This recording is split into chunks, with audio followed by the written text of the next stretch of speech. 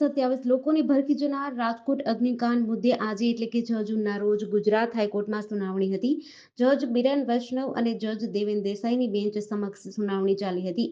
અમદાવાદમાં શ્રેય hospital fire દુર્ઘટના સમયે પીઆઈએલ કરનાર એડવોકેટ અમિત પંચાલ હાઈકોર્ટ રૂમમાં ઉપસ્થિત રહ્યા હતા.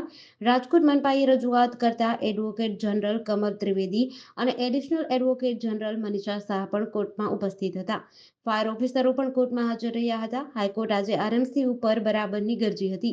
કહ્યું હતું કે ગેમ ઝોન શરૂ થયું તે વખતના આરએમસી કમિશનરને સસ્પેન્ડ કેમ નથી કરાયા? તમે રમતો રમો છો, બીજા ખાતાઓના કર્મચારીઓ ઉપર ઢોળી દો છો. 28 લોકોમાં નિર્દોષ બાળકોના જીવ ગયા છે. કમિશનર સામે આઈપીસીની કલમ કેમ નહીં? બ્રિજેશ ત્રિવેદીએ કહ્યું હતું કે પુરાવા દૂર કરવા કોણે આદેશ આપ્યા? રાજ્ય સરકાર ગુનેગાર વતી રજૂઆત કરી શકતી હોય તો આ મુદ્દે હું કેમ ના કરી શકું?